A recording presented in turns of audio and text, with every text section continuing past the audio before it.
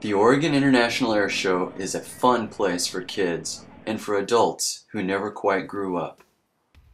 You'll find lots of food choices if you need to grab a bite to eat, and there are beverages for kids and adults. Even though this is an air show, not everything at the air show leaves the ground. That being said, I'm pretty sure if this truck had wings, it would easily fly. One of the best things about the air show for me is the history. It's amazing to see the vintage aircraft up close and to watch the replicas in action. This one almost looked like the Red Baron getting shot down. It's not easy to imagine the amount of courage that's required to climb into an experimental aircraft and fly at Mach speeds. And I can't imagine how much courage it takes to serve one's country. To all the men and women who have ever put their lives on the line to secure our freedom, I would like to say thank you. But this event isn't always about military power. The men and women in our United States military rescue people each and every day. This is also a great opportunity for kids to climb on board the helicopters, to sit in the cockpit, and talk to the pilot and crew.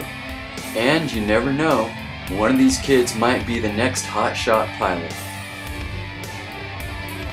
Along with military helicopters, they also had what was referred to as a sky crane.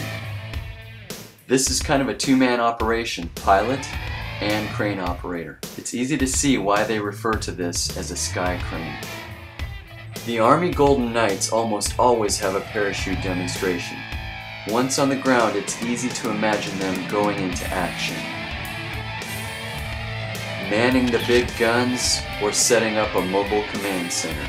And that's just one of the ways that the ground forces tie in with the air show. One of the military's most formidable weapons is known as the A-10. The A-10 is so badass it actually has two nicknames, the Warthog and the Tank Buster. I also had a chance to get up close to some of my other favorites, the F-18 Hornet and the F-15 Eagle. There are newer, fancier aircraft, but these are still among the best in the world. Getting close to the military aircraft is very cool, but the main reason people come to the air show is to watch aircraft like this P-51 practice high-speed maneuvers. Personally, I couldn't wait to see the Harrier in action. Not only is this aircraft capable of vertical takeoff and landing, it was the fighter that Arnold Schwarzenegger flew in the movie True Lies. The vertical takeoff and landing is what makes the Harrier so unique. A vertical takeoff could potentially burn holes in the runway, but this pilot only needed 100 feet to get airborne. And once this thing gets airborne, it's capable of amazing things.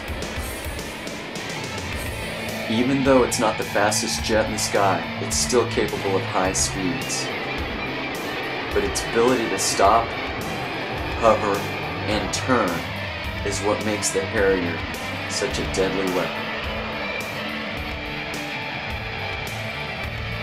I don't know about you, but I'm pretty glad that these guys are on my side.